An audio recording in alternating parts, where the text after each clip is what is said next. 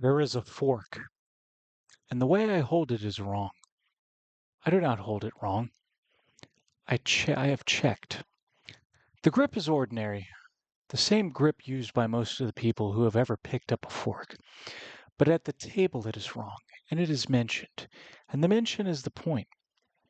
There is a countertop, an unsealed quartz surface chosen because it photographs as expensive, and when I set a glass down on it, a glass I am perfectly capable of holding in my hand, it is a small act of war.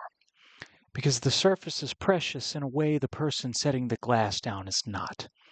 And there is a bicycle parked correctly, all the way into its slot in the storage room down the hall, about which a note was left, and which became, on a recent evening, while I was assembling a sandwich, a brief inquisition. Did I park it correctly? And here's a grievance about it. And then a second grievance stacked on the first, and then the denial that any of it was a grievance at all. 3 things: a fork, a counter, a bicycle. Each one, taken by itself, is nothing. The kind of thing a reasonable person lets slide. The kind of thing that sounds, when you try to explain why it bothers you, impossibly small, petty. That is the word that gets used. If not out loud, then in the face across the table. You are being petty. It is just a fork. It is just a counter. It is just a bike. And the person hearing that word, who is me, is left holding something he knows is real and cannot make legible.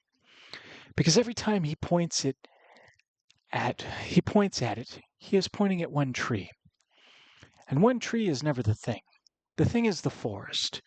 And no one will let him put the forest on the stand. Here's the first thing that has to be understood, because the entire misreading lives in getting it wrong. The smallness of each instance is not evidence that the grievance is small. The smallness is the mechanism by which the grievance is made to disappear. Each individual instance is engineered, not consciously, but reliably, to be just beneath the threshold at which a person can formally object without looking unreasonable. A fork, a counter, a bike. If I raise any one of them as a serious matter, I have lost before I have spoken.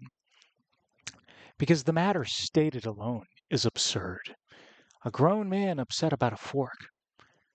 So I am made to litigate one tree at a time, in a venue where every single case is dismissed on sight, and the forest, the actual thing, the pattern that the trees compose, is never once entered into evidence, because there is no procedure for entering it. You cannot subpoena an accumulation. I have written elsewhere about the cut corner, the small, bloodless administrative cause that kills great things not with a blow, but with 1,000 deferrals. And that leaves no fingerprints because everyone touched it and no one did. The same structure operates as the scale of a single human life and a single difficult house. The harm is never in the individual act.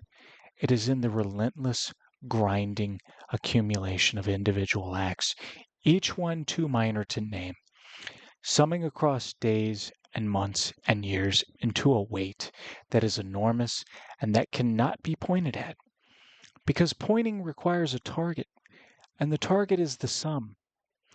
The smallness is not the absence of the crime. The smallness is the perfect camouflage of it. So why do I see it when the people around me do not? Not because I am wiser or more sensitive in the soft sense of the word, or more inclined to take offense. The honest answer is structural, and it is a fact about how my particular instrument is built. I am autistic, and one of the things that means, stripped of the clinical packaging, is that my mind resolves at a finer grain than most. It registers detail, pattern, and friction that a coarser grained instrument simply does not pick up. This is not a virtue and it is not a complaint. It is a specification. A finer instrument reads smaller signals. That is all it is. And it cuts in every direction. It is the same faculty that lets me see the structure of a thing other people miss, and the same faculty that cannot stop registering the wrongness of 1,000 small things other people genuinely do not feel. And this is the part that matters for fairness, because it keeps the whole argument honest. The people who do not register what I register are not lying, and they are not necessarily cruel. Their instrument does not resolve the signal. The friction I feel is real, but to them it is below the floor of perception. The way a sound above a certain pitch is simply not there for an ear that cannot reach it. So when I flinch at the accumulated grit, I am flinching at something they cannot feel. Which means that from inside their resolution, my flinch looks like an overreaction to nothing. I am being sanded by a grit they cannot detect, and then told I am dramatic for bleeding. Neither of us is hallucinating. We are running different instruments, and only one of us is being ground down by the difference. This is the thesis, and it is the title, and it is the truest single thing I know about the particular exhaustion of a life like mine. It is not the large blows that wear a person down. Large blows are almost a relief because they are legible. They can be named, pointed at, grieved, and adjudicated. Everyone agrees a blow is a blow. What wears you down is the nuance, the low-grade, continuous, sub-threshold wrongness of 1,000 small things, each one too minor to formally raise, accumulating in a register that no one else is even tuned to, while you are told the entire time you are overreacting to trivia. The weight is not in any tree. The weight is in the forest. And the forest is invisible to everyone whose instrument cannot resolve it, which means you carry the entire load alone and are called petty for noticing it is there. That is the specific loneliness of high resolution, not the drama of a catastrophe, which at least gathers people around it. The slow, private erosion of a person who perceives the pattern accurately, registers the accumulation honestly, and has no has no court in which the accumulation can be heard. Because the only evidence is a pile of individually dismissible trees, and the one faculty that could see them as a forest is the faculty no one around him shares. The nuance is the weight, and the weight is the heavier for being unspeakable in any single instance. I have come to understand that the difficult house is not an exception to the age. It is the age, rendered at a scale small enough to live inside. The mechanism that runs the kitchen, the surface valued over the substance, the appearance defended over the person, the precious unsealed counter ranked above the human being setting a glass on it, is the identical mechanism that runs the whole careless civilization I keep writing about. The fastest ocean liner ever built was sent down to the bottom of the sea over a dispute about a dock rent. The genuine article is structurally sound, drowned because a ledger outranked it. That is the counter in the glass at the scale of a nation. The same priority, the same inversion, the same quiet decision that the appearance of the thing matters more than the substance of it. The household is late Rome at 1-to-1 scale, and the kitchen counter is the SS United States, and the disease is the same disease wherever you find it. Surface over substance, image over person, the dismissal of the pattern by people who cannot resolve it, which is why I cannot look away from either, and why the same instrument is bound to both. The finer grain that registers the daily friction of a hard house is the same finer grain that registers the structural rot of a hollowing civilization. They are not two faculties. They are one faculty, pointed at two scales of the identical thing. The person who is called petty for noticing the pattern in his own kitchen is the same person who notices the pattern in the procurement system and the financial system and the slow scraping of the best things a culture ever made.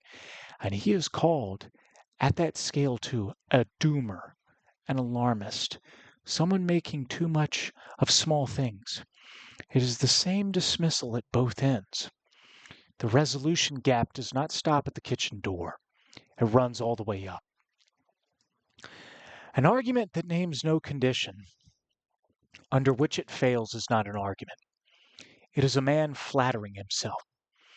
So here's the strongest case against everything I have written, stated at full strength, because it is real. Sometimes a bike note is just a bike note. Sometimes a fork comment is a passing remark and not an instrument of control, and the person who reads a campaign into it is the one manufacturing the significance. The high-resolution mind has a characteristic failure mode, and it is the mirror image of its gift. It can find a pattern in noise, assemble a forest out of trees that were never connected, and exhaust everyone around it with a grievance that is, in truth, its own temperament dressed as perception. A finer instrument that registers signals that are not there. The same wiring that sees the real pattern can hallucinate a false one, and from the inside the two feel identical. That is not a small objection. It is the whole risk of being built this way, and pretending it away would discredit everything else. Grant all of it, and then watch where the line actually falls, because the test was inside the argument from the start. The question is never whether any single instance is small. They are all small. Every tree is dismissible. That was the premise. The question is whether the pattern is real and consistent across instances, whether the forest can be verified by the repetition, the same way any structural claim is verified, not by the intensity of one observation, but by the consistency of many. A pattern that holds across the fork and the counter and the bike and the 100 other instances, that predicts the next one before it happens, that the people inside it confirm by repeating it on schedule. That is not manufactured significance. That is a measured signal. The proof is never in how hard I react to one tree. The proof is in whether the forest is there when you count the trees. And the discipline that separates the real pattern from the hallucinated one is the same discipline I bring to everything. Calibrate the confidence to the evidence. Hold the genuinely uncertain as uncertain, and let the consistency, not the feeling, carry the verdict. So I made the sandwich. I registered the complaint that was not, I was told, a complaint. And I named the difference between a question and a complaint by delivery, because the difference is real, and I will not agree to a record that erases it. I asked, when the manufactured momentum reached for something to be done about the bicycle, to what end and at what cost? And that was the end of it, because there was no end, and the cost was only friction for its own sake. And then I ate the sandwich alone, off a paper plate, which is the most honest object in that kitchen. And somewhere in it, the truest thing I said all day came out almost on its own, that I am tired of the surface level nonsense, that everyone here is worried over the wrong layer of everything. But this was never really about a bicycle, and it was never really only about my kitchen. Everyone has a forest that someone called a tree. Everyone who ever saw the pattern before the room could, who registered the slow accumulation that no one else was tuned to, who tried to name it and was told they were making too much of nothing, knows this exact weight and knows the particular loneliness of carrying it alone, because the one faculty that could see it is the faculty no one around them shared. The fork is small. The counter is small. The bike is small. The weight is not small. And it was never in the trees. It was always in the forest. And the forest is the nuance. And the nuance is the weight. In a kitchen and in a civilization, the same disease, the same dismissal, the same instrument grinding alone against a grit that everyone around it swears, in good faith, is not even there. They will keep calling it petty, because from where they stand it is.